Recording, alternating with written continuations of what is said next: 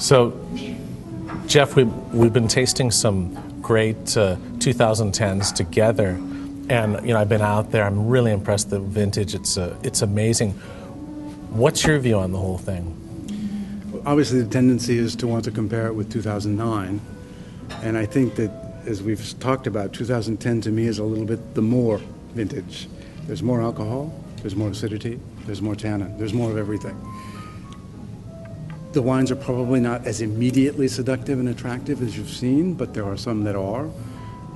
I think we have two great vintages back to back, and you and I both know that we haven't seen really that phenomenon since, 89, 90? Exactly. And I don't think we thought then that we would ever see it again. And boom, here we are. Whether or not we'll see it one more time, I don't know. But I think we've got great wines in both vintages. And maybe, really, for me, those two vintages are better than 89 and 90, clearly. Yeah. Well, and people talk too about 82, but if we look at the difference in Bordeaux, as you well know, from the 80s to the present, we have second wines and third wines being produced at the chateau. We have much more selection. We have smaller yields. We have better maintained vineyards.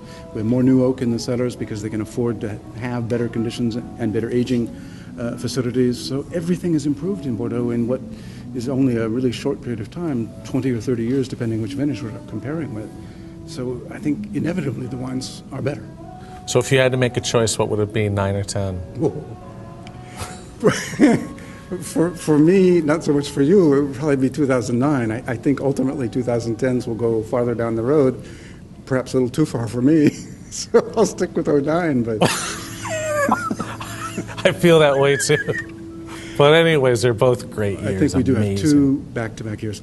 There was another interesting comparison that was made that predates us by a long shot, but between 28 and 29, but it's reverse. The 29s were sexy from the get-go and lasted a long time, but the 28s, which were stern and firm, I'm told, when they were young, took a long time to come out of the gate, but when they did, they took off and they've stayed at a very high level for a long, long time.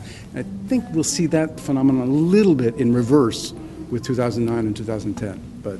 Well, it's a nice problem to have. Yeah. I hope the market will give them the welcome that they truly deserved. Pricing is a bit of a concern because the wines did come out at very high prices. There's some great wines. Great, well, thanks a lot. And you're doing a lot to contribute to new demand in Asia that I think will open up to these wines quite a bit. Great, thanks. Yeah.